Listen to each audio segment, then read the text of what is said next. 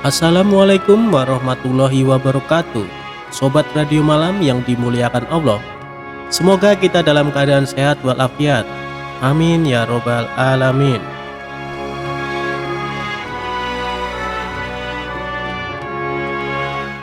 Abu Nawas dihukum masuk kandang singa gara-gara bikin kesal Baginda Raja. Suatu hari Abu Nawas nekat menjahili Baginda Raja. Kali ini usilnya tergolong kelewat batas, karena Baginda Raja hampir saja kehilangan nyawa. Akibatnya Baginda Raja menjadi sangat murka dengan ulah Abu Nawas itu. Sebenarnya perbuatan Abu Nawas semata-mata hanya ingin membalas atas perlakuan Baginda Raja kepadanya.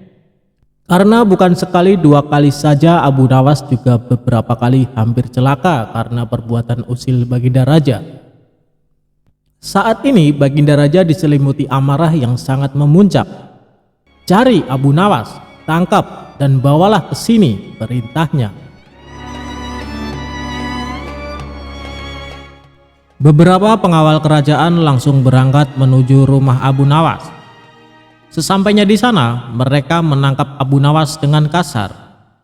"Apa-apaan ini? Apa salahku?"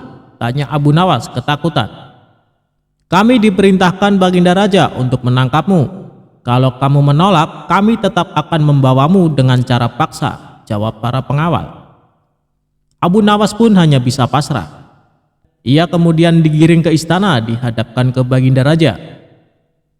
"Ampun Paduka yang mulia, kenapa hamba diperlakukan kasar begini?" tanya Abu Nawas. "Kamu jangan pura-pura tidak tahu, kamu telah membuat aku murka. Perbuatan usilmu kemarin hampir saja membuatku mati. Kamu keterlaluan dan sangat kurang ajar," jawab Baginda Raja penuh emosi. "Maafkan hamba Paduka yang mulia, hamba khilaf," ucap Abu Nawas. "Saat ini sudah tidak ada maaf bagimu, kamu harus dihukum mati," bentak Baginda Raja. "Lalu dengan cara apa hamba dihukum mati Paduka? Dipancung atau digantung?" tanya Abu Nawas. Bukan dengan cara seperti itu.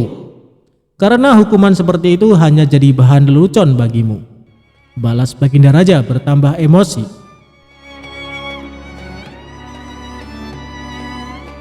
Abu Nawas menangkap keseriusan pada diri Baginda Raja. "Sepertinya Paduka tidak main-main. Ia terlihat sangat marah padaku," pikir Abu Nawas. Bahkan para menteri dan prajurit menundukkan kepala. Tidak ada yang berani menatap Baginda Raja. "Hai pengawal, masukkan Abu Nawas ke kandang singa," teriak Baginda Raja memecah keheningan. Para menteri dan segenap prajurit terkejut mendengar perintah tersebut. Karena walau bagaimanapun Abu Nawas adalah sosok yang baik. Sering berjasa mengungkap kasus-kasus di dalam istana yang sulit terpecahkan. Mereka tidak sampai hati melihat Abu Nawas tewas mengenaskan diterkam singa buas. Tapi karena ini adalah titah Baginda Raja, tidak ada seorang pun yang berani menentangnya. Lalu seorang penasehat istana berkata, "Ampun Paduka yang mulia, apakah tidak berlebihan hukuman yang diberikan?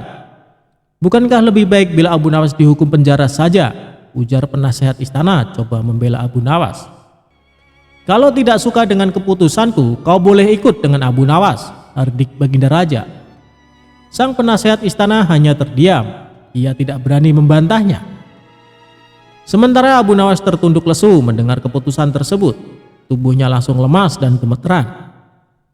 Namun, ketika hendak dimasukkan ke kandang singa, Abu Nawas berkata, "Ampun Paduka yang mulia, hamba ikhlas menerima hukuman ini dan hamba sudah pasrah. Tapi berilah waktu hamba 3 bulan. Hamba ingin agar di akhir kematian disibukkan oleh amal ibadah." Sejenak Baginda Raja terdiam. Tidak beberapa lama kemudian Baginda Raja berkata, "Baik, aku kabulkan permintaanmu. Tapi selama itu pula kamu harus hidup dalam penjara dan kamu dilarang menemui keluargamu." Abu Nawas pun menyetujui syarat tersebut. "Kalau diperkenankan, bolehkah saya minta satu permintaan lagi?" tutur Abu Nawas. "Apa permintaanmu?" tanya Baginda Raja. Supaya kehidupan hamba di dalam penjara tidak membosankan, izinkan hamba memberi makan singa yang ada di kandang, jawab Abu Nawas. Tidak masalah, nanti ruang penjaramu bersebelahan dengan kandang singa, ujar Baginda Raja. Maka dimasukkanlah Abu Nawas ke penjara. Pada bulan pertama Abu Nawas melalui waktu dengan beribadah, sedangkan tiap pagi dan sore diisi dengan memberi makan singa. Pada bulan kedua dan ketiga, Abu Nawas makin tekun beribadah. Ia juga lebih rajin memberi makan singa. Abu Nawas memperlakukan singa itu layaknya sahabat. 3 bulan pun berlalu, dan tibalah saatnya bagi Abu Nawas untuk menjalani hukuman atas perintah Baginda Raja. Beberapa pengawal istana memasukkan Abu Nawas ke kandang singa. Sementara para menteri yang ikut menyaksikan merasa iba dengan nasib Abu Nawas. Tapi tiba-tiba terjadi peristiwa tidak terduga saat Abu Nawas berada di dalam kandang singa. Singa tersebut tidak menerkam, tapi justru menjilati kaki dan tangan Abu Nawas. Abu Nawas pun membalasnya dengan mengelus-elus tubuh dan kepala singa. Singa yang terkenal buas ini mendadak tunduk dan nurut kepada Abu Nawas. Sontak saja pemandangan itu membuat mereka yang hadir menjadi terkejut dan heran. Abu Nawas ternyata punya kesaktian, ujar salah satu menteri. Dikarenakan singa itu tidak menerkam, akhirnya Abu Nawas dikeluarkan dari kandang singa dan disuruh menghadap Baginda Raja. Hai Abu Nawas, kenapa singa itu tidak mau menerkammu? Kamu punya kesaktian apa? Tanya Baginda Raja merasa heran. Sama sekali hamba tidak punya kesaktian, Paduka, jawab Abu Nawas. Tapi kenapa singa itu tidak memakanmu? Tanya Baginda Raja lagi. Begini Paduka yang mulia, selama 3 bulan ini hamba rutin memberi singa itu makan dan minum. Dan hamba juga memperlakukan dia dengan baik. Oleh sebab itulah hamba tidak dimangsanya. Sebab dia pikir hamba adalah orang yang berjasa bagi dia. Padahal hanya 3 bulan hamba memperlakukan dia dengan baik. Dia memang seekor singa yang buas, tapi dia tahu balas budi. Buktinya dia tidak memangsa hamba. Sedangkan Paduka sendiri bertahun-tahun hamba mengabdi kepada Paduka dan berjasa bagi istana ini. Tapi hanya karena satu kesalahan, Paduka begitu tega menjatuhkan hukuman mati kepada hamba, tutur Abu Nawas menjelaskan. Mendengar hal itu, Baginda Raja pun menyadari akan kesalahannya. Maafkan aku Abu Nawas, aku telah berbuat khilaf. Baiklah, sekarang kamu boleh pulang, dan ini ada hadiah uang untukmu dan keluargamu. Terimalah sebagai rasa terima kasihku karena telah menyadarkanku, ujar Baginda Raja. Berkat kecerdikannya, Abu Nawas kembali lolos dari hukuman mati. Abu Nawas akan disembelih dan dijadikan bubur oleh rakyat Badui. Alkisah, pada suatu hari, Abu Nawas yang cerdik sedang menghabiskan waktunya dengan berjalan-jalan di kota Baghdad. Kemudian, ia memutuskan untuk pulang ketika langit mulai senja dan azan maghrib sebentar lagi berkumandang. Agar cepat sampai ke rumah, untuk pertama kalinya ia lewat kampung Badui di sebuah gurun. Di kampung itu, ia bertemu dengan orang-orang yang sedang memasak bubur. Aromanya sangatlah sedap. Orang-orang juga sangat ramai. Saat hendak lewat, tiba-tiba saja ada segerombolan pria menghadanginya. Pria-pria itu menutup kepala Abu Nawas dan membawanya ke salah satu rumah warga. Meski berulang kali minta tolong, tak ada satupun orang yang menolongnya. Setelah sampai di sebuah rumah, salah satu pria berwajah gali itu membuka penutup kepala Abu Nawas. Kenapa kalian menangkapku? Apa salahku? Aku hanya ingin pulang ke rumah dengan cepat. Maka dari itu aku melewati kampung ini, ujar pria bersurban itu. Tentu saja kau tak punya salah apa-apa. Hanya saja setiap orang yang lewat sini akan kami tangkap. Kami akan menyembelihmu dan menjadikanmu sebagai kaldu untuk bubur-bubur yang kami buat, ucap salah satu pria. Jadi bubur-bubur yang kalian sajikan itu adalah bubur-bubur berbahan daging manusia? Tanya Abu Nawas.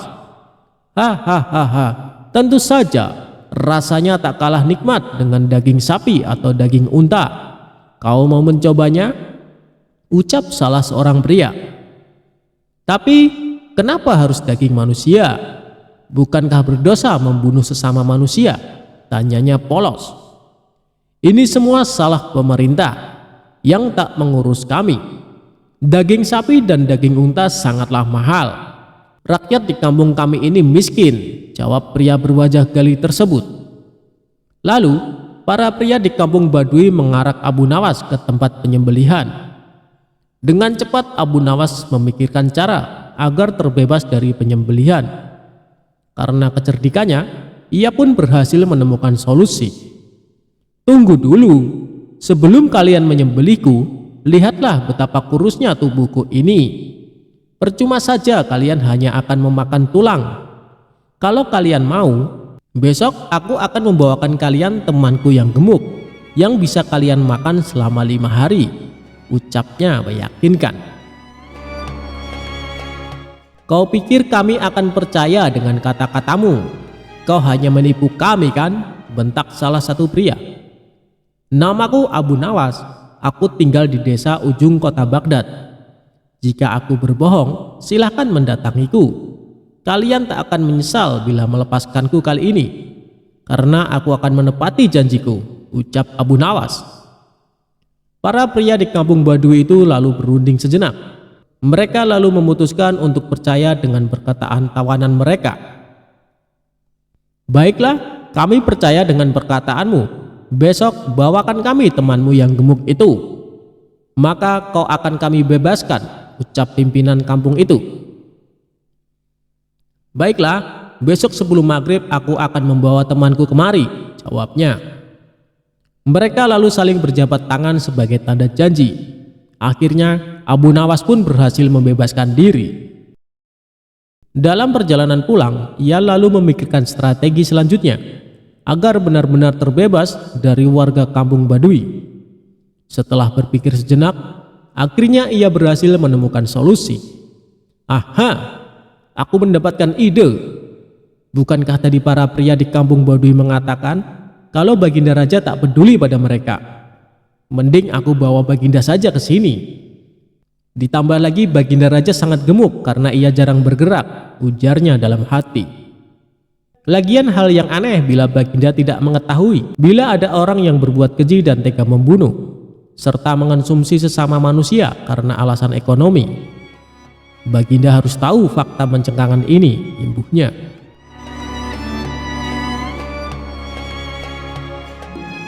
Keesokan harinya, Abu Nawas menemui Baginda Raja. Setelah menundukkan kepala sebagai tanda hormat, ia lalu berkata, "Tuanku Baginda Raja yang mulia, hamba hendak mengajak Baginda ke tempat yang memiliki makanan sangat lezat." Di manakah itu? Makanan apa yang sangat lezat itu? Tanya Baginda Raja. Di kampung Baduy ada bubur yang sangat nikmat. Baginda akan menyesal bila tak mencicipinya, jawab pria cerdik itu. Karena suka makan, Baginda pun langsung menyetujui untuk berkunjung ke kampung Baduy. Baiklah, aku akan datang ke sana bersama dengan para pengawal. Awas saja jika ternyata makanan tak enak, ucap Baginda. Tapi hamba sarankan Baginda tak mengajak para pengawal, sebab para rakyat di kampung tersebut tak suka keramaian, bujuk pria bersorban itu. Sebagai gantinya, hamba akan menemani dan melindungi Baginda ke sana, imbuhnya. Baiklah kalau begitu, ayo kita segera ke sana, ucap Baginda Raja.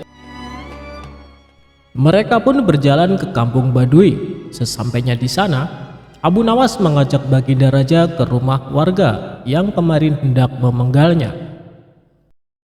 Baginda, tunggulah di sini sejenak. Hamba akan menemui penjual bubur itu, ucapnya. Kemudian Abu Nawas ke rumah itu dan menemui para pria yang ternyata sudah menunggunya. Lihatlah, aku menepati janjiku. Kubawakan kalian orang yang gemuk sesuai janjiku kemarin, ujarnya. Para pria di kampung itu tidak tahu bila pria yang mereka hadapi adalah Baginda Raja. Dengan cepat, mereka lalu menyekap Baginda Raja. Dalam hati Abu Nawas berkata, jika Baginda pandai, maka ia akan menemukan cara terbebas dari para pria itu. Dan kalau bodoh, matilah ia disembelih. Sebelum para pria melakukan penyembelihan, Baginda pun berkata, tubuhku emang gemuk, tapi dagingku sedikit.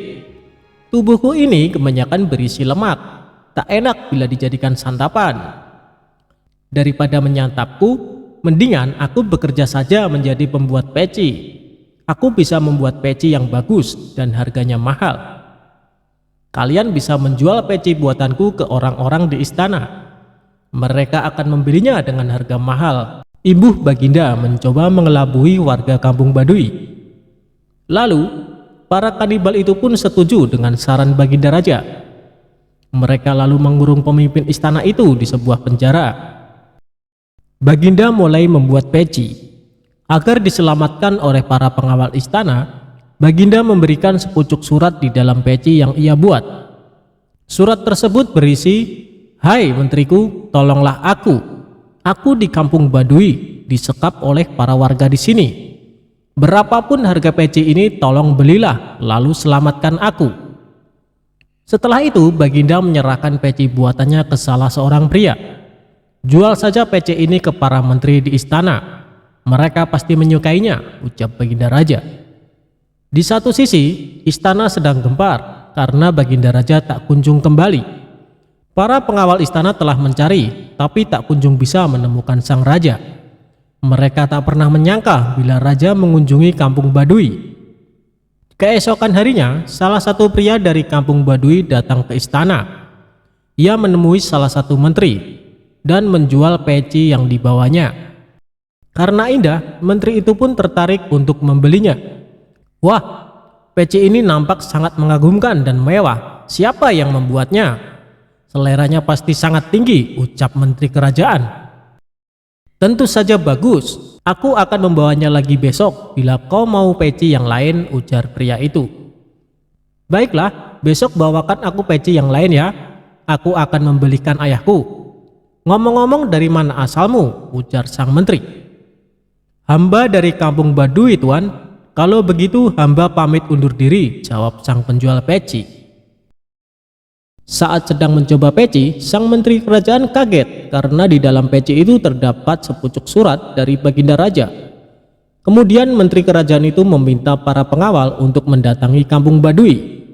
Mereka berhasil menemukan dan menyelamatkan Baginda Raja. Masyarakat Baduy tak menyangka bila yang mereka tangkap adalah seorang raja. Atas perintah raja, orang-orang di kampung Baduy dibunuh karena perbuatan mereka sangat jahat. Keesokan harinya, Baginda Raja memerintahkan para pengawal untuk menangkap Abu Nawas. Ia hendak menghukum mati pria yang telah menjebaknya itu. Abu Nawas pun ditangkap ketika sedang sholat. Setelah salam, ia langsung dibawa para pengawal untuk menemui sang raja. Begitu melihat wajah pria yang telah menjebaknya, wajah sang raja sangat marah. "Hai kau lelaki becik, bisa-bisanya kau mempermainkanku. Apa maksudmu menjadikanku sebagai tumbal untuk rakyat di kampung Baduy? Perbuatanmu sangatlah tidak pantas. Kau pantas untuk dihukum mati," teriak raja.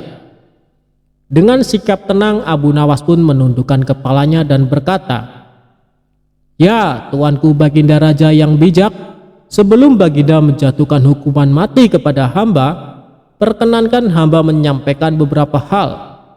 "Baiklah, cepat katakan, waktumu tak lama," jawab Baginda Raja. "Ya tuanku Baginda Raja, sebenarnya alasan hamba menyerahkan Baginda kepada penjual bubur itu untuk menunjukkan kenyataan pahit di negeri yang Baginda pimpin. Sebab bila tak mengalaminya langsung, bisa saja Paduka tak percaya dengan perkataan hamba. Padahal semua kejadian yang terjadi di negeri ini adalah tanggung jawab Baginda sebagai seorang pemimpin," ucap Abu Nawas. "Bukankah raja yang adil dan bijak sebaiknya mengetahui seluruh perbuatan rakyatnya? Untuk itu hamba mengajak Paduka pergi ke kampung Baduy. Lagi pula hamba sudah bisa menduga bila Baginda adalah pemimpin cerdas, sehingga pasti bisa lolos dari jebakan mereka. Demikian tuanku. Jika perkataan hamba ini salah, silakan hukum hamba." Bila hamba tak bersalah, tapi tetap mendapatkan hukuman, hamba tidak akan ikhlas, sehingga dosa akan menjadi tanggung jawab tuanku di akhirat kelak, imbuh Abu Nawas. Setelah mendengar ucapan tersebut, hilanglah amarah Baginda Raja. Dalam hati ia membenarkan seluruh ucapan pria itu. Selama ini ia merasa belum sepenuhnya memperhatikan rakyatnya, sehingga kampung Badui pun terlantar dan menjadi kanibal. Baiklah, akan kuampuni segala perbuatanmu, tapi berjanjilah kau tak mengulangi lagi perbuatanmu, perintah Baginda Raja. Abu Nawas pun menganggukkan kepala dan pamit dari istana. Setelah kejadian tersebut, Baginda menjadi pemimpin yang semakin peduli kepada rakyatnya. Ia tak ingin ada masyarakat yang terlantar. Jin raksasa jahat dibuat minta ampun ketakutan. Diawali dari beredar kabar ada jin raksasa jahat yang menghuni gua angker di sebuah perbukitan kecil yang jauh dari permukiman warga. Konon jin raksasa jahat itu sangatlah jahat. Siapa saja yang berani mendekati gua tempat tinggalnya bakal dibunuh dengan cara sadis. Suatu hari, Abu Nawas akan melakukan perjalanan yang kebetulan harus melewati perbukitan tersebut. Daerah tersebut merupakan tempat tinggal jin raksasa jahat. Salah seorang warga setempat melarang niat Abu Nawas ini. "Tuan, lebih baik urungkan niat Anda. Carilah jalan lain saja," ujar warga tersebut. "Memangnya kenapa?" tanya Abu Nawas penasaran. "Perbukitan itu sangatlah angker. Ada jin raksasa jahat. Dia tidak segan-segan membunuh siapa saja yang berani ke sana," jawab warga tersebut. Setelah mendengar penuturan warga itu, Abu Nawas sejenak termenung. Tapi ini adalah jalan satu-satunya, tidak ada jalan lain, pikirnya. Setelah berpikir matang-matang dengan segenap keberaniannya, akhirnya Abu Nawas nekat melewati perbukitan kecil tersebut. Benar saja, baru beberapa langkah menginjakan kaki di sana, tiba-tiba muncul sosok makhluk raksasa yang tidak lain adalah jin jahat tersebut. "Hei manusia, lancang sekali kau kemari. Kamu mau cari mati?" bentak jin raksasa jahat. "Tidak, aku hanya numpang lewat, karena ini adalah jalan satu-satunya," jawab Abu Nawas. "Kamu tahu ini adalah daerah kekuasaanku. Siapapun dilarang lewat sini," kata jin raksasa jahat memberitahu. "Bukannya ini adalah bumi Allah? Kamu tidak ada hak melarangku," balas Abu Nawas. "Oh, jadi kamu menantangku? Akan aku hancurkan tubuhmu," ancam jin raksasa jahat. "Baik, silakan mencobanya, tetapi aku bisa mengalahkanmu. Aku sangat perkasa, lebih dari yang kau bayangkan," sahut Abu Nawas tidak mau kalah. "Omong kosong, kau pasti seorang sufi, makanya berani menantangku. Orang-orang sufi itu hanya terpikat pada masalah rohani. Kau tidak akan bisa mengalahkanku, sebab aku memiliki kekuatan. Wujudku 30 kali lipat lebih besar darimu," ucap jin raksasa jahat. "Wujudmu memang lebih besar dariku, tapi itu tidak menjamin kau lebih perkasa. Kalau kau menginginkan uji kekuatan, ambil batu ini dan peraslah air darinya," balas Abu Nawas. Abu Nawas lalu memungut sebutir batu kecil dan diberikan kepada jin raksasa jahat. Seketika batu kecil hancur lebur dalam genggamannya. Akan tetapi tidak setetes pun air yang keluar.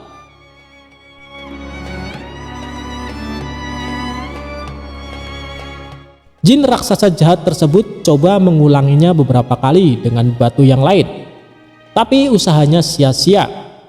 Akhirnya jin raksasa jahat pun menyerah. "Ini mustahil, tidak mungkin ada air di dalam batu. Coba kau tunjukkan kalau batu memang ada airnya," kata jin raksasa penasaran. Dalam keremang-remangan, Abu Nawas mengambil sebuah batu kecil yang sudah lapuk. Bersamaan dengan itu, tanpa sepengetahuan jin raksasa, Abu Nawas juga mengambil sebutir telur dari kantong bajunya. Lantas meremukkannya batu kecil menggunakan genggaman tangannya. Seketika cairan telur langsung menetes keluar. Melihat hal itu, jin raksasa jahat sangat terkesan dengan kesaktian Abu Nawas. "Kamu luar biasa. Menginaplah di tempat tinggalku. Malam ini akan kujamu kau dengan macam-macam hidangan," ajak jin raksasa. Abu Nawas pun mengikutinya masuk ke sebuah gua yang sangat besar. Sesampainya di sana, ia melihat banyak sekali harta dan perhiasan. "Dari mana semua harta ini?" tanya Abu Nawas. Jin raksasa jahat memberitahu semua harta dan perhiasan tersebut adalah milik para kabilah yang tersesat dan sudah dibunuhnya. Setelah dijamu makan malam, jin raksasa mempersilahkan Abu Nawas untuk istirahat. "Berbaringlah di sebelahku dan tidurlah," kata jin raksasa jahat. Jin raksasa kemudian membaringkan diri dan segera tidur. Sementara Abu Nawas yang secara naluri mengetahui adanya bahaya pengkhianatan, segera bangkit dan menyembunyikan diri di tempat yang agak jauh dari jin raksasa tersebut. Abu Nawas mengatur tempat pembaringannya agar seolah-olah tidur di samping jin raksasa. Tidak lama setelah itu, jin raksasa bangun. Dia mengambil sebuah batang pohon, lalu menghajar Abu Nawas dengan sekuat tenaga yang dikiranya masih tidur di sebelahnya. Jin raksasa jahat memukul bertubi-tubi sebanyak 7 kali, kemudian kembali berbaring dan tidur. Setelah jin raksasa benar-benar tidur, barulah Abu Nawas membaringkan tubuhnya tepat di sebelah jin raksasa. Saat hari sudah menjelang pagi, keduanya terbangun. Betapa kagetnya jin raksasa melihat Abu Nawas masih hidup. Bahkan tidak ada luka sedikit pun. "Gua ini nyaman sekali untuk istirahat, tapi sayang, tadi malam aku agak terganggu. Sebab aku sempat merasa ada nyamuk menggigitku sampai 7 kali, ucap Abu Nawas. Tentu saja hal itu sangat mengejutkan jin raksasa, hingga tidak berani lagi menyerang Abu Nawas. Bagaimanapun, kalau seorang telah dipukul sebanyak 7 kali dengan batang pohon oleh jin raksasa pasti akan mati. Apalagi memukulnya menggunakan tenaga sekuat-kuatnya. Akhirnya, jin raksasa jahat tersebut mempersilahkan Abu Nawas untuk melanjutkan perjalanannya. Berkat kecerdikannya, Abu Nawas pun selamat dari pembunuhan.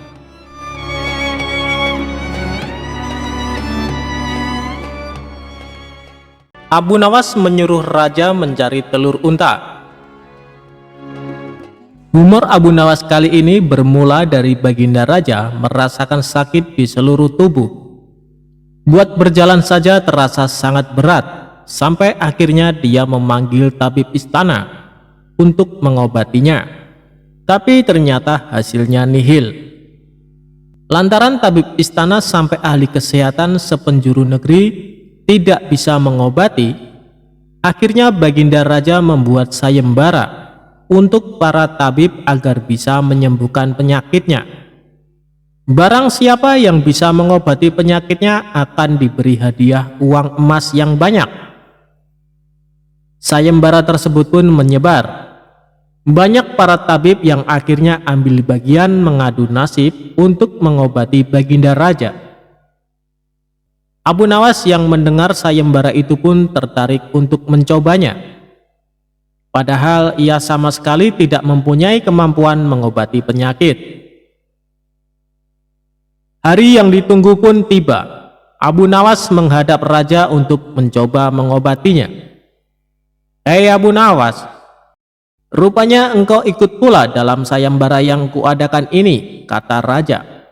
"Benar baginda raja," jawab Abu Nawas. "Apa kau bisa mengobati penyakitku ini?" tanya baginda raja. "Hamba akan mencobanya baginda.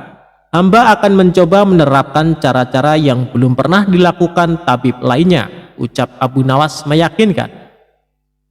Ia kemudian meminta baginda raja untuk menerangkan penyakit apa yang diderita agar bisa memberikan tindak lanjut.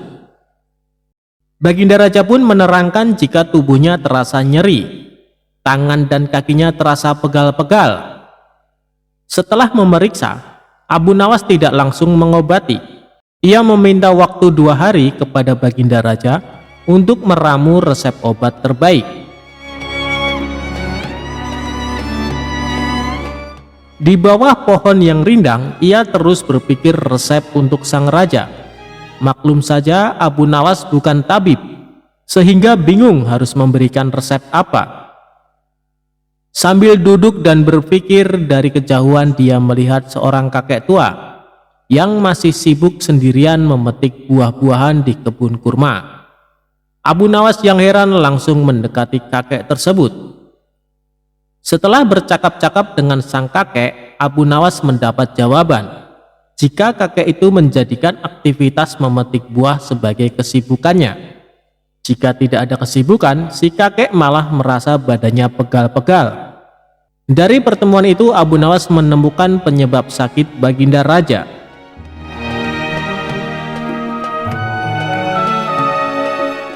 Esok harinya Abu Nawas menghadap Baginda Raja.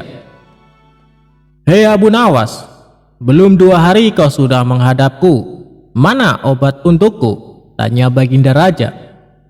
"Maaf Baginda Raja, kali ini hamba datang belum membawa obat yang dapat Baginda minum. Sebab obat yang bisa menyembuhkan Baginda Raja hanya telur onta. Baginda Raja harus cari telur itu sendiri, karena jika tidak dicari sendiri, maka khasiatnya akan hilang," terang Abu Nawas. "Kalau itu yang kau sarankan, baiklah. Aku akan segera mencarinya," jawab Baginda Raja. Dengan sekuat tenaga, Baginda Raja mencoba mencari telur unta di pasar. Para pedagang pun terheran.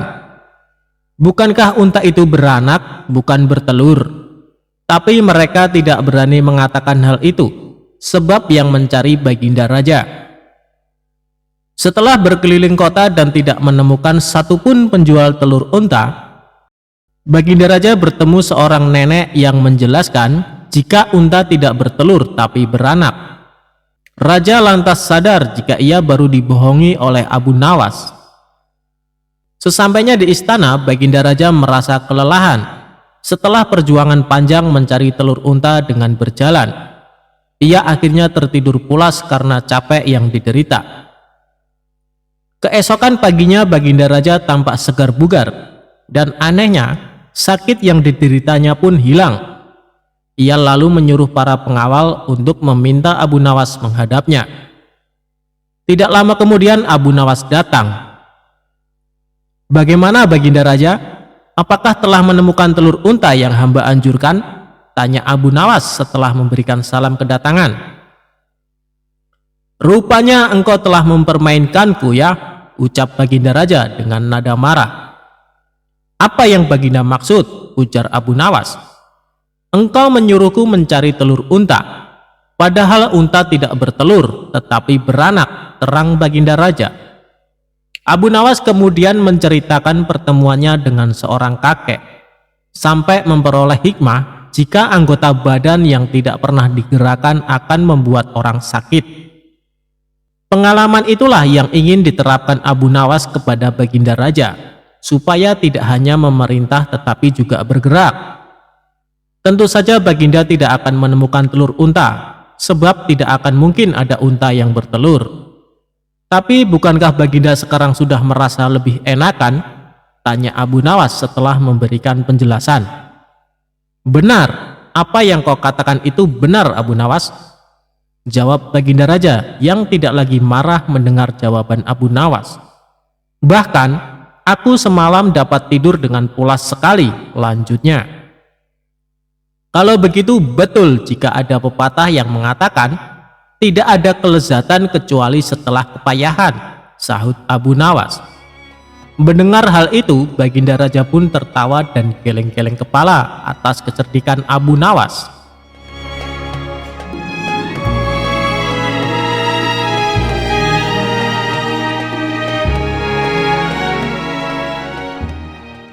Kisah lucu tentang Abu Nawas memang tidak pernah ada habisnya.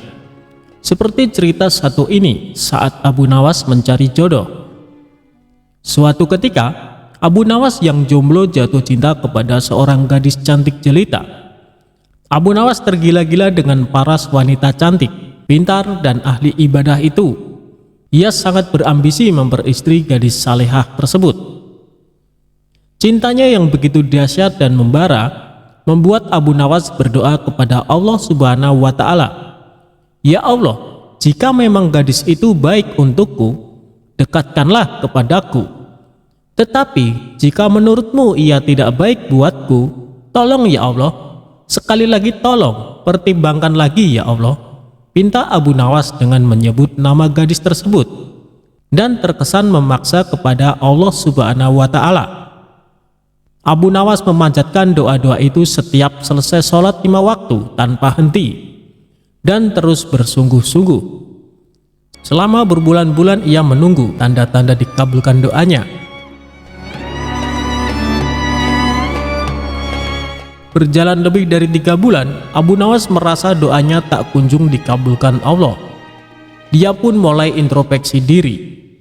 Mungkin Allah belum mengabulkan doaku karena aku kurang pasrah atas pilihan jodohku, ujarnya. Kemudian Abu Nawas bermunajat lagi, tapi kali ini ia berganti strategi. Doa itu tidak diembel-embel spesifik pakai nama si gadis cantik, apalagi sampai memaksa Allah Subhanahu wa Ta'ala mengabulkan doanya. Abu Nawas lalu berdoa, "Ya Allah, berikanlah istri yang terbaik untukku." Berbulan-bulan ia terus memohon kepada Allah Subhanahu wa Ta'ala. Namun Allah belum juga mendekatkan Abu Nawas dengan gadis pujaannya. Bahkan Allah juga belum mempertemukan Abu Nawas dengan wanita yang hendak diperistri. Lama-lama ia mulai khawatir juga. Akhirnya Abu Nawas memutar otak lagi. Bagaimana caranya berdoa dan bisa cepat terkabul?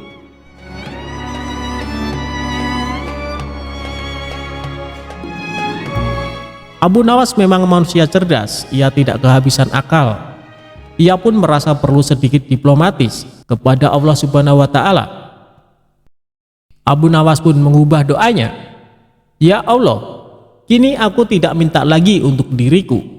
Aku hanya minta gadis cantik sebagai menantu ibuku yang sudah tua dan sangat aku cintai ya Allah. Sekali lagi bukan untukku ya Tuhan, maka berikanlah ia menantu." Demikian doa Abu Nawas. Dasar Abu Nawas pakai membawa nama ibunya segala, padahal permintaannya itu tetap saja untuk dirinya.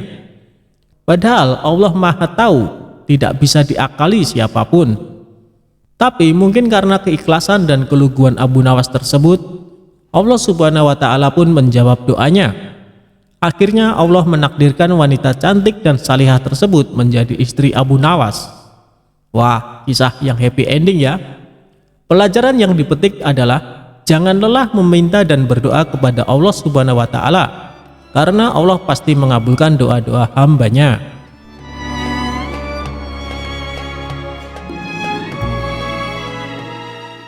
Cara Abu Nawas merubah rumah sempit terasa luas. Sudah lama Abu Nawas tidak dipanggil ke istana untuk menghadap baginda. Abu Nawas juga sudah lama tidak muncul di kedai teh. Kawan-kawan Abu Nawas banyak yang merasa kurang bergairah tanpa kehadiran Abu Nawas. Tentu saja keadaan kedai tak semarak karena Abu Nawas si pemicu tawa tidak ada. Suatu hari ada seorang laki-laki setengah baya ke kedai dan menanyakan Abu Nawas.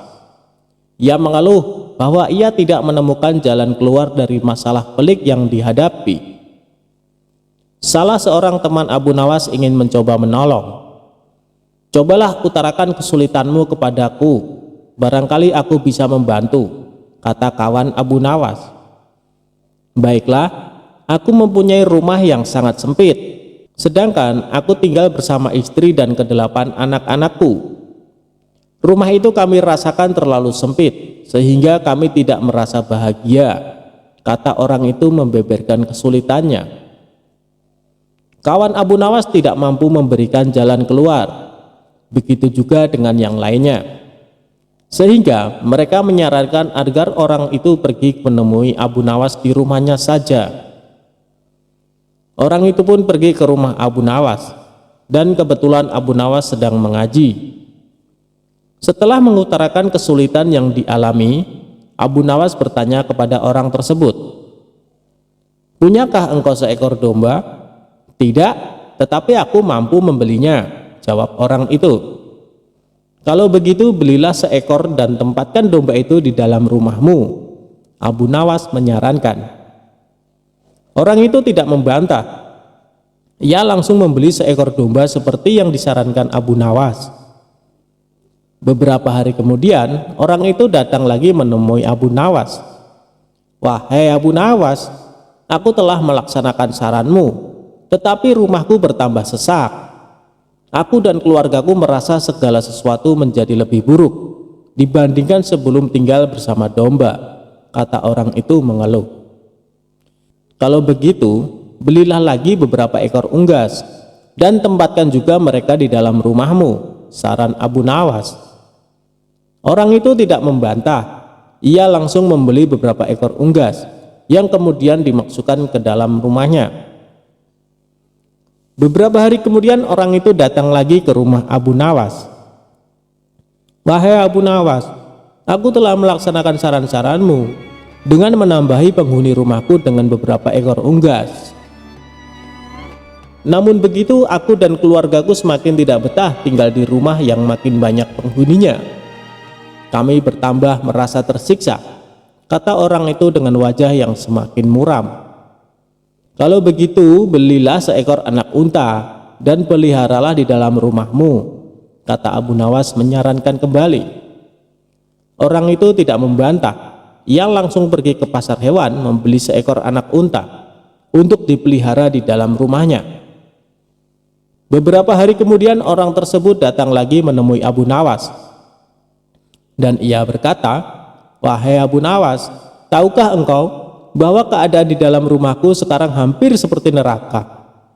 Semuanya berubah menjadi lebih mengerikan daripada hari-hari sebelumnya. Wahai Abu Nawas, kami sudah tidak tahan tinggal serumah dengan binatang-binatang itu," kata orang itu putus asa. "Baiklah, kalau kalian sudah merasa tidak tahan, maka jualah anak unta itu," kata Abu Nawas. Orang itu tidak membantah. Ia langsung menjual anak unta yang baru dibelinya. Beberapa hari kemudian, Abu Nawas pergi ke rumah orang tersebut. "Bagaimana keadaan kalian sekarang?" Abu Nawas bertanya. "Keadaannya sekarang lebih baik karena anak unta itu sudah tidak lagi tinggal di sini," kata orang itu tersenyum. "Baiklah, kalau begitu sekarang jualah unggas-unggasmu," kata Abu Nawas. Orang tersebut tidak membantah. Ia langsung menjual unggas-unggasnya. Beberapa hari kemudian Abu Nawas mengunjungi orang itu lagi. "Bagaimana keadaan rumah kalian sekarang?" Abu Nawas bertanya. "Keadaannya sekarang lebih menyenangkan karena unggas-unggas itu sudah tidak tinggal bersama kami," kata orang itu dengan wajah ceria. "Baiklah kalau begitu sekarang jualah domba itu," kata Abu Nawas. Orang itu tidak membantah. Dengan senang hati ia langsung menjual dombanya. Beberapa hari kemudian Abu Nawas bertamu ke rumah orang itu. Ia bertanya, "Bagaimana keadaan rumah kalian sekarang?" "Kami merasakan rumah kami bertambah luas karena binatang-binatang itu sudah tidak ada lagi tinggal bersama kami. Dan kami sekarang merasa lebih bahagia daripada sebelumnya. Kami mengucapkan terima kasih yang tak terhingga kepadamu, hai Abu Nawas," kata orang itu dengan wajah berseri-seri. Sebenarnya, batas sempit dan luas itu tertancap dalam pikiranmu. Kalau engkau selalu bersyukur atas nikmat dari Tuhan, maka Tuhan akan mencabut kesempitan dalam hati dan pikiranmu, kata Abu Nawas menjelaskan. Sebelum Abu Nawas pulang, ia bertanya kepada orang itu, "Apakah engkau sering berdoa?" "Ya," jawab orang itu. "Ketahuilah bahwa doa seorang hamba tidak mesti diterima oleh Allah. Karena manakala Allah membuka pintu pemahaman kepada engkau, ketika Dia tidak memberi engkau, maka ketiadaan pemberian itu merupakan pemberian yang sebenarnya.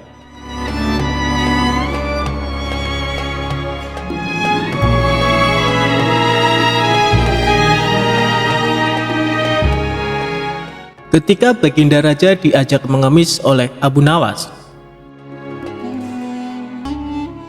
Suatu hari saat Abu Nawas di rumah, tiba-tiba datang beberapa prajurit istana menemuinya. "Tuan Abu Nawas, Anda diperintahkan Baginda Raja untuk menghadap," kata salah satu prajurit. "Bukannya kemarin aku baru saja menghadap Baginda Raja? Kenapa disuruh menghadap lagi?" tanya Abu Nawas merasa heran. "Kami tidak tahu, Tuan Abu Nawas. Silahkan nanti Tuan tanyakan sendiri kepada Baginda Raja," jawab prajurit istana. Singkat cerita, datanglah Abu Nawas ke istana menghadap Baginda Raja. "Ampun Paduka yang mulia, ada perlu apa lagi Paduka memanggil hamba?" tanya Abu Nawas. Baginda Raja lalu mengutarakan masalahnya yang selama ini mengganggunya. "Begini Abu Nawas, aku punya masalah yang cukup serius dan aku butuh bantuanmu," tutur Baginda Raja. "Memangnya masalah apa yang sedang Paduka hadapi? Kiranya apa yang bisa hamba bantu?" tanya Abu Nawas kembali. "Tadi pagi aku mendapat laporan Abu Nawas. Ada saudagar kaya yang kikir. Jangankan untuk bersedekah, membayar zakat saja dia menolak," kata Baginda Raja menjelaskan. "Paduka ini kan seorang raja. Panggil saja dia ke istana dan suruh membayar zakat. Kalau dia menolak, masukkan saja ke penjara. Pasti dia akan ketakutan," ucap Abu Nawas menyarankan. "Sebenarnya bisa saja aku berbuat demikian, tapi apakah ada cara yang lebih baik dan lebih bijak supaya dia bisa sadar tanpa harus aku paksakan? Aku yakin dia sebenarnya orang baik, karena sebelum menjadi saudagar kaya, dia rajin sedekah dan membayar zakat tepat pada waktunya," ujar Baginda Raja. "Baiklah Paduka, sebenarnya ini masalah yang mudah Paduka, tapi karena Paduka menginginkan cara yang bijak maka hamba butuh waktu 3 hari untuk memikirkannya," kata Abu Nawas. Kemudian Abu Nawas memohon diri untuk pulang ke rumah. Setibanya di rumah, dia terus berpikir mencari jalan keluar yang tepat. Padahal Abu Nawas sendiri menginginkan agar saudagar kaya itu dipenjara saja. Saudagar itu memang terkenal sangat pelit, bahkan para tetangga pun banyak yang membencinya. Tapi karena keinginan Abu Nawas tidak sejalan dengan pemikiran Baginda Raja, mau tidak mau harus menemukan cara lain yang sesuai perintah Baginda Raja. 3 hari berlalu. Tibalah saatnya bagi Abu Nawas untuk menghadap ke istana. Sesampainya di sana, Abu Nawas langsung dipersilahkan menghadap Baginda Raja. "Bagaimana Abu Nawas? Apakah kamu sudah menemukan caranya?" tanya Baginda Raja. "Sudah Paduka, hamba sudah menemukan caranya," jawab Abu Nawas. "Bagus, beritahu aku sekarang caranya," minta Baginda Raja. "Tapi hamba tidak yakin Paduka akan bersedia melakukannya," timpal Abu Nawas. "Apa caranya? Katakan saja," ucap Baginda Raja mulai penasaran. "Caranya adalah hamba dan Baginda Raja harus menjadi pengemis. Lalu kita datangi rumah saudagar kaya itu. Kita berdua pura-pura mengemis kepadanya," papar Abu Nawas memberitahu. "Memangnya harus aku yang melakukannya? Apa tidak bisa diwakilkan?" tanya Baginda Raja. "Tidak bisa Paduka, karena ini adalah cara satu-satunya," jawab Abu Nawas. Awalnya Baginda Raja ragu atas ide konyol Abu Nawas itu. Namun karena ingin menyadarkan saudagar pelit tersebut, akhirnya dia bersedia menuruti saran Abu Nawas.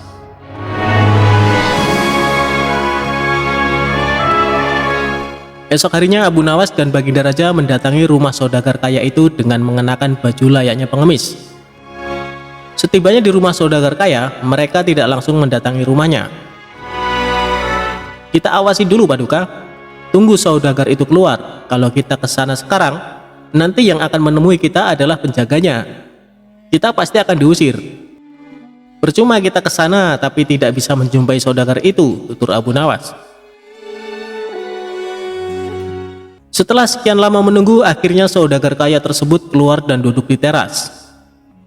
Tanpa menyia-nyiakan waktu, Abu Nawas segera mengajak Baginda Raja menghampiri saudagar kaya tersebut. "Tuan, berilah kami sedekah. pinta Abu Nawas.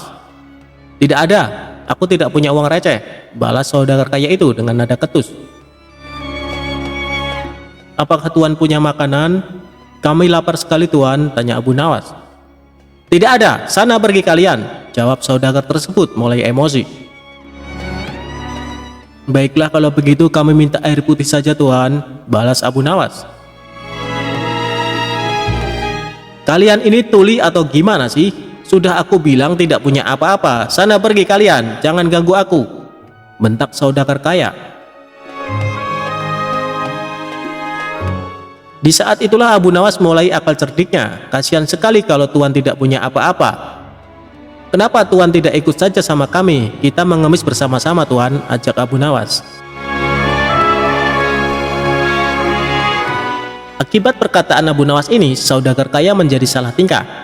Antara marah, tersinggung, malu bercampur aduk menjadi satu. Ia pun terdiam untuk beberapa saat. Tiba-tiba terlintas di benaknya ingatan masa lalu. Dahulu dia adalah orang miskin tapi rajin bersedekah. Namun sekarang setelah kaya raya, justru menjadi orang kikir. Wajahnya yang tadinya terlihat galak, kini malah tertunduk lesu. Bagaimana? Apakah Tuan memilih jadi orang miskin atau orang kaya? Kalau masih ingin jadi orang kaya, jangan lupa bersedekah dan bayar zakat. Kalau tidak mau sedekah, mengemis sajalah seperti kami, tutur Abu Nawas.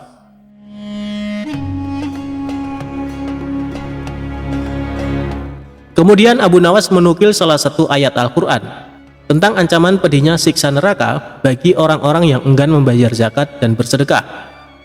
Seketika saudagar tersebut langsung meneteskan air mata.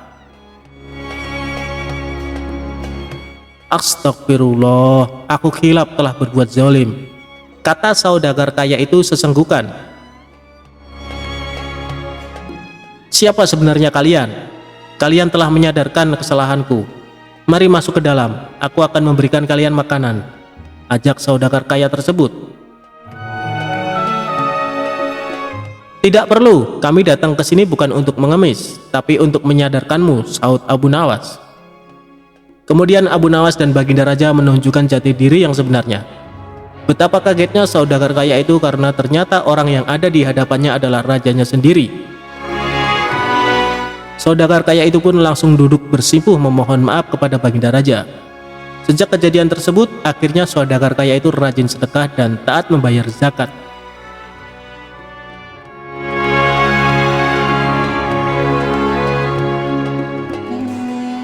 Abu Nawas menjebak si tukang sihir.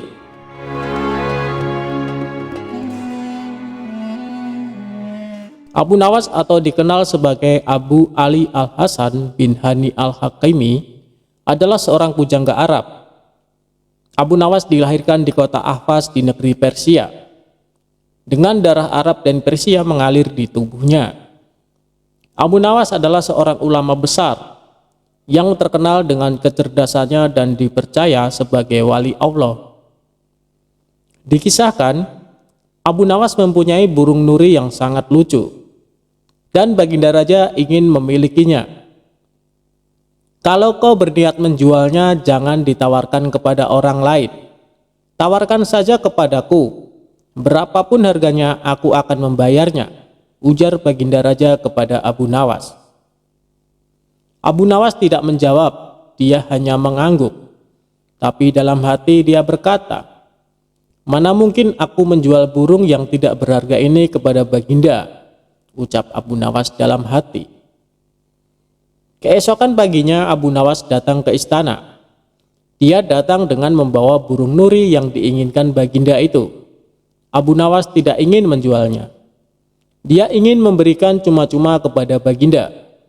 Tapi di pintu gerbang istana, dua orang pengawal menahannya. Siapa kamu? Ada keperluan apa menghadap Baginda Raja? Hardik kedua pengawal dengan wajah bengis. Rupanya, kedua orang pengawal istana tersebut adalah orang kepercayaan Perdana Menteri Abu Dahi yang selalu ingin mencelakakan Abu Nawas. Aku hendak menyerahkan burung nuri ini kepada Baginda Raja karena beliau sangat menyukainya, jawab Abu Nawas. Tinggal saja burung jelek itu di sini, biar aku yang menyerahkan kepada Baginda, ucap salah seorang pengawal. Abu Nawas pun menurut. Dalam situasi seperti ini, dia tidak mungkin melawan. Tapi suatu saat mereka pasti akan menemui perbuatannya. Oleh kedua pengawal kepercayaan Abu Dahi, burung nuri Abu Nawas ditukar dengan burung gereja. Setelah itu diserahkan kepada Baginda Raja. Perdana Menteri Abu Dahi yang melihat kejadian itu tersenyum simpul memuji hasil kerja anak buahnya. Berdebah, gigi Baginda gemertak menahan amarah. Dia merasa terhina oleh perbuatan Abu Nawas. Burung nuri yang diharapkan tapi burung gereja yang dikirimkan. Tanpa menunggu waktu, saat itu juga Baginda mendatangi rumah Abu Nawas. Abu Nawas, kalau kau keberatan menjual burung nuri kepadaku, aku tidak apa-apa. Tapi jangan kau kirim burung gereja ke istana. Itu suatu penghinaan buatku, kecam Baginda dengan mata memerah menahan amarah. Begini Baginda, tutur Abu Nawas mencoba meredakan amarah Baginda.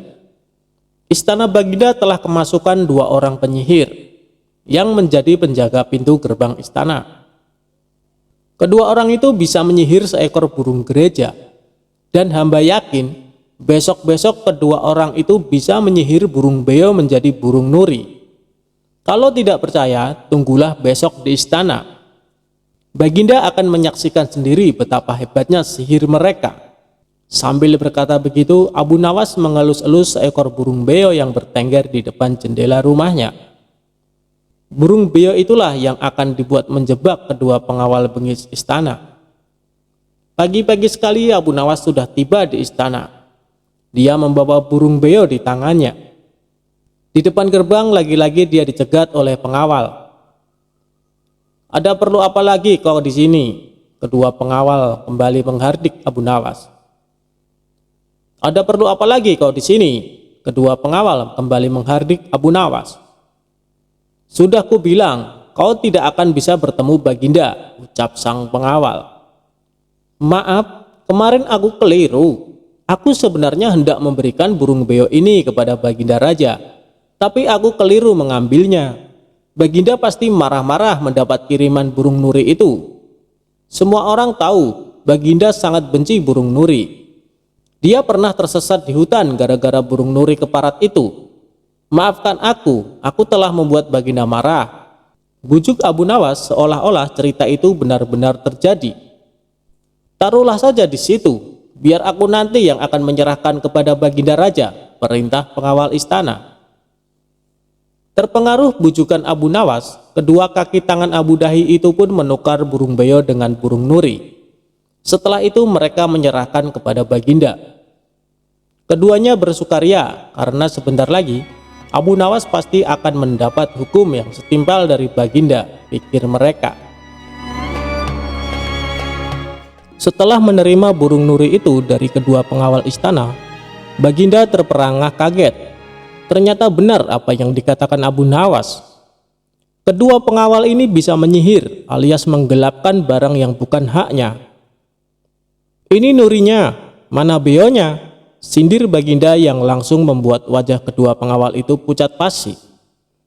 Belum sempat kedua pengawal itu menjawab, Baginda Raja langsung menitahkan perintah yang tak disangka-sangka. Karena hasil kerja yang sangat bagus, kalian berdua aku beri hadiah hukuman cambuk masing-masing 50 kali. Perdana Menteri Abu Dahi yang menyaksikan kejadian itu kini hanya bisa tertunduk lesu.